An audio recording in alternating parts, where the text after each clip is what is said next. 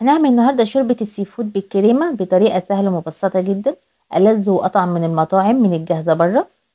طبعا معروف السي فود بفوائده والفيتامينات بتاعته والفوسفور. معمول بطريقة سهلة. لو أول مرة تشوفونا ما تنسوش تدعمونا بالاشتراك في القناة ولايك وشير عشان توصلك كل وصفاتنا وفيديوهاتنا الجديدة. شوفوا الجمال، حاجة فوق الخيال، روعة بجد. يلا نبتدي. بسم الله الرحمن الرحيم. هنبتدي كلامنا بالصلاة على النبي عليه أفضل الصلاة والسلام.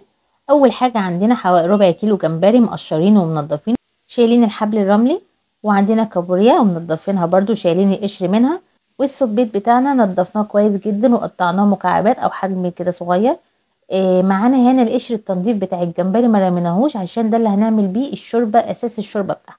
الخضار اللي هستخدمه كرفس طماطم والبصل، ومعايا جزر وتوم. البهارات اللي هستخدمها ورق لورا وحبهان ومستكه على النار. وهننزل الاول بقشر الجمبري وهننزل عليهم بالبصل والطماطم والجزر والكرفس بالورق اللورا والحبهان والمستكه مع رشه بسيطه من السكر والملح بتاعنا والفلفل الاسمر.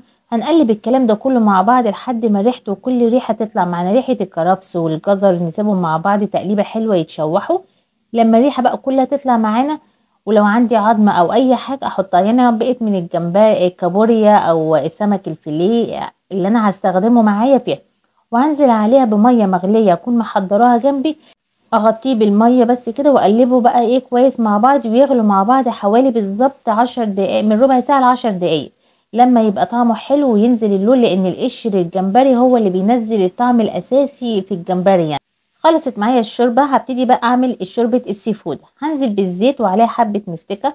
هنزل اول ما تسخن كده الزيت معانا، هنزل بالسبيت اللي معايا واقلبه مع بعض لحد ما لونه يتغير معايا، السبيت ياخد اللون كده يبقى ابيض فاتح.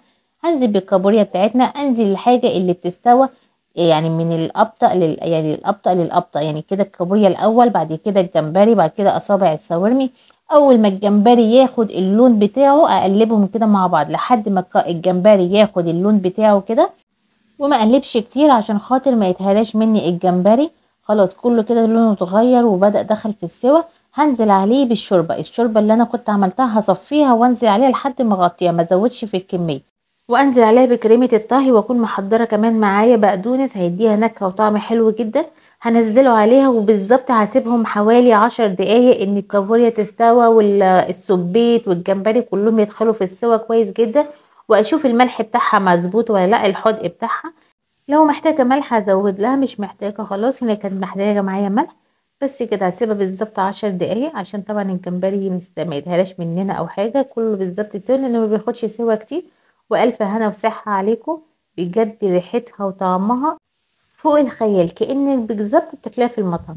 لو عجبكم الفيديو والطريقه يا ريت تدعمونا بالاشتراك في القناه ولايك وشير كتير كتير عشان توصلك كل وصفاتنا وفيديوهاتنا الجديده. شوفوا الجمال، حاجه فوق الخيال بجد. الجمبري كان مستوي مظبوط والسبيت كمان استوى، ما خدش وقت كتير معانا وحلوه قوي. اهم حاجه ما ننساش سلسله الظهر بتاعت الجمبري عشان ما تبقاش تطلعش معانا في الشوربه ويبقى فيه مرمل او اي حاجه خالص.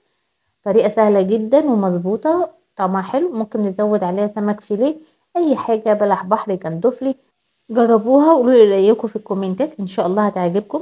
لو عجبتكم الفيديو ما تنسوش تدعمونا بالاشتراك في القناه ولايك وشير عشان توصل كل وصفاتنا وفيديوهاتنا الجديده. واشوفكم في فيديو جديد ووصفه جديده من قناه لمة العيله، والسلام عليكم ورحمه الله.